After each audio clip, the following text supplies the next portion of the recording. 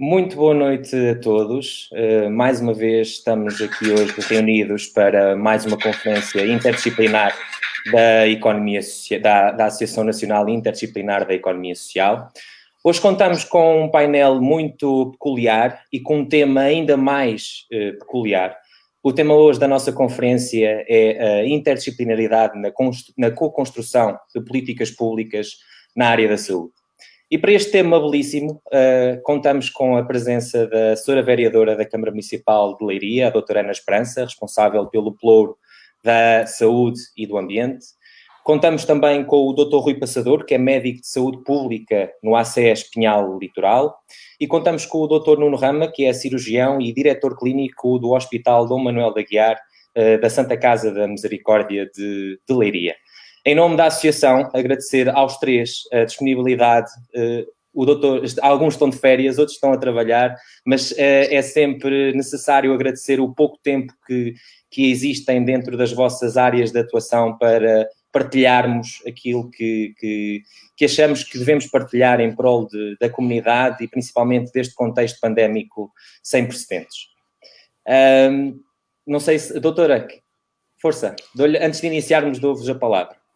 Muito boa noite. Em primeiro lugar, quero agradecer, para mim é uma honra estar neste painel, agradecer o convite da ANIES, a Associação Nacional Interdisciplinar da Economia Social, na pessoa do Dr. Diogo Batalha. O tema é muito desafiante.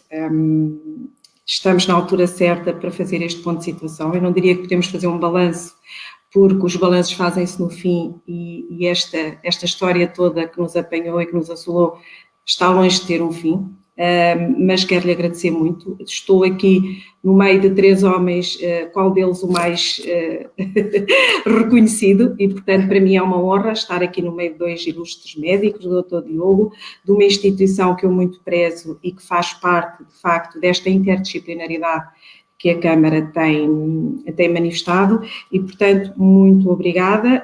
Vou tentar dar o meu melhor nesta sessão, que julgo ser informal e de partilha. Exatamente. E de troca de experiências. Muito obrigada. Nada.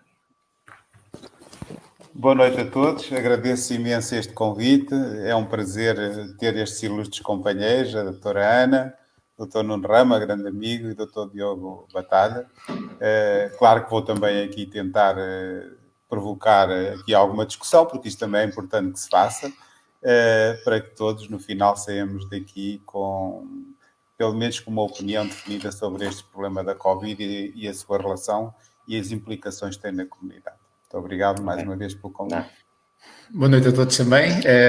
Enfim, eu continuo com a ótica dos meus colegas. Agradecer, antes de mais, o convite, de facto, ao Dr. Diogo, com quem tenho o prazer de trabalhar diariamente na instituição e, de facto, abordar um tema importante que é a interdisciplinaridade, não é? E, portanto, esse aspecto é um aspecto importante e estar aqui com duas pessoas, como a doutora Ana Esperança e o Dr. Passador, pessoas de reconhecido mérito na nossa cidade e, de facto, amigos também, uns de mais longa data, outros de menos longa data. De facto, é importante aqui para partilharmos estes três níveis, digamos, de serviços, de cuidados que foram, enfim, que se vão cruzando ao longo desta pandemia. De facto, concordo com a doutora Ana, está longe, bem longe de ter um fim, não é? E, portanto, acho que vai ser muito interessante aqui esta partilha de conhecimentos.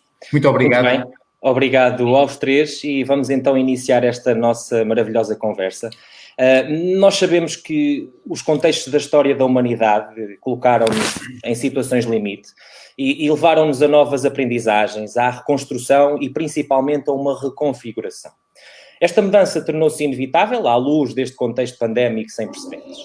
E as sinergias interdisciplinares têm sido usadas objetivamente na resolução de desafios a várias escalas.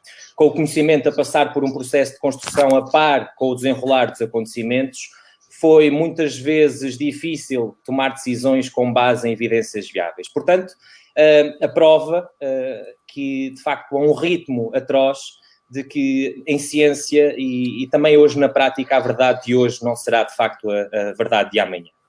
E num contexto de uma potencial ameaça ou perante uma emergência de saúde pública, vocês poderão dizê-lo melhor do que eu, mas, de facto, a vigilância epidemiológica é fundamental para detectar precocemente os casos, monitorizar a evolução da epidemia, para orientar as estratégias e as medidas de saúde pública, assim como para avaliar o impacto das nossas intervenções. E só faz sentido se este trabalho se desenrolar, de facto, a 3 níveis, e hoje nós temos aqui representados esses mesmos 3 níveis: o poder local, a entidade regional de saúde e o setor privado e solidário. Doutora Ana Esperança, a pergunta é para os 3, mas começamos por si.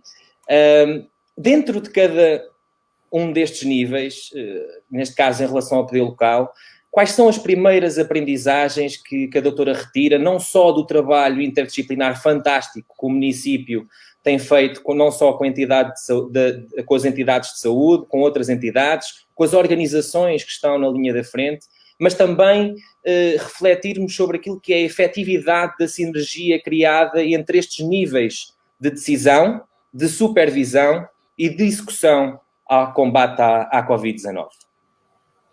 Muito bem, boa noite a todos. Vou tentar dar aqui o meu ponto de vista e o ponto de vista do município relativamente a esta nova realidade. De facto, as pandemias, as epidemias não são novas, mas neste momento, e quando ela aconteceu, por muito que os biólogos, que os epidemiologistas, que os investigadores tivessem ou dissessem que ia acontecer, nós não estávamos preparados, e apanhou-nos a todos de surpresa, e de repente tivemos que unir esforços, que arregaçar as mangas, porque foi mesmo isso, e ir à luta. Portanto, nós até tivemos inicialmente a expectativa que não nos batesse à porta, mas efetivamente bateu.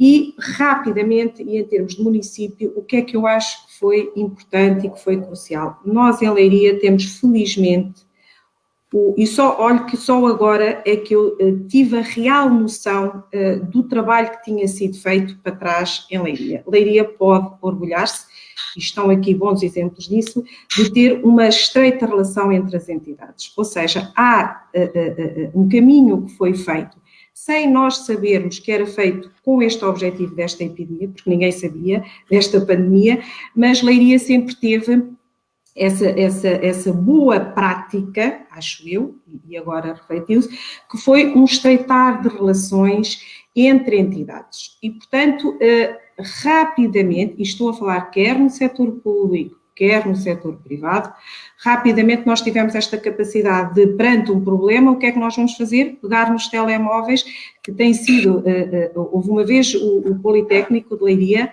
teve uma auditoria externa e vieram auditores de outros países, da Holanda, se não estou em erro, e reuniu-nos a todos e perguntou como é que era possível o Politécnico conseguir reunir no mesmo espaço e na mesma reunião a Câmara, o hospital, e a resposta do presidente do Politécnico, do professor Rui Pedrosa, foi: temos todos os telemóveis uns dos outros.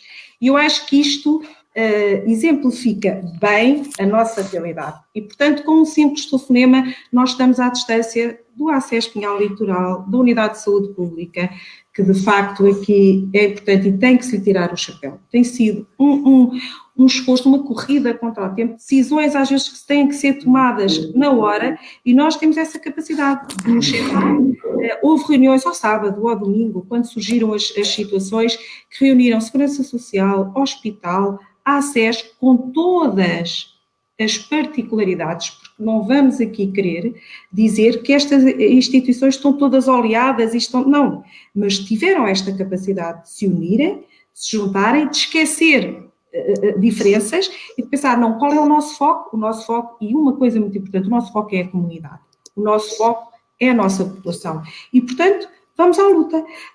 E eu acho que isto marcou, de facto, a diferença, e quando eu agora olho para trás e vejo, nós começámos esta situação, a pandemia foi declarada a 11 de março, eu tenho reportes de reuniões no final de fevereiro, portanto, quando se viam os primeiros casos, e nós já começámos, e se isto acontecer, fomos fazendo cenários, e uma das coisas que nós tivemos a capacidade foi cenarizarmos sempre o pior. E se isto nos acontecer, e tivemos a capacidade de nos colocar no sítio do outro, e se isto nos acontecer a nós, o que é que nós vamos fazer? Só para vos dizer que o despacho 4097 que regula o modo de operandi nas ERPs, saiu no início de abril, eu penso que a dia 2 de abril, não tenho bem presente. Nós tínhamos feito um plano de atuação para os lares a 28 ou 29 de março. E é engraçado que o que sai, a orientação 4097, quase que parecia que nos tinha lido as nossas orientações.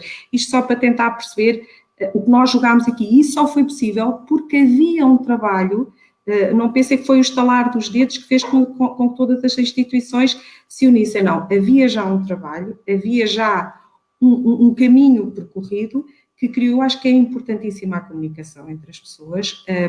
Há uma coisa que eu acho, a diplomacia é muito importante, e nós termos relações, conhecermos, sabermos exatamente onde é que está o HDMA, quem são as pessoas com as quais nós podemos contactar, quem é o ACES, é muito importante. E este trabalho foi um trabalho que já estava feito. Portanto, e eu sei de outras realidades a nível do país em que isto não aconteceu. Não porque sejamos melhores ou piores, não tem nada a ver com isso. É porque não se proporciona, ou não se proporciona, isso tornou muito mais difícil o contacto e a comunicação. E eu acho que aqui, de facto, aquilo que eu retiro, conforme o Diogo, e não fugindo muito à sua questão, aquilo que eu retiro desta, e que eu posso levar, é que nós estamos no caminho certo e que isto foi muito importante. E, portanto, há que continuar a trilhar este caminho. Temos que andar de mãos dadas. As decisões multidisciplinares, há pouco o Dr. Rui Passador dizia, são muito mais, dão mais trabalho, requerem mais tempo, mas são muito mais assertivas, porque quem tem o conhecimento, por exemplo, dos cuidados de saúde primária é o ACES, é a Unidade de Saúde Pública. Quem conhece o setor privado, e portanto é da junção destas realidades que nasce a luz, e portanto é muito importante. Eu digo isto com unhas e dentes e tenho que me travar porque eu senão não me calo.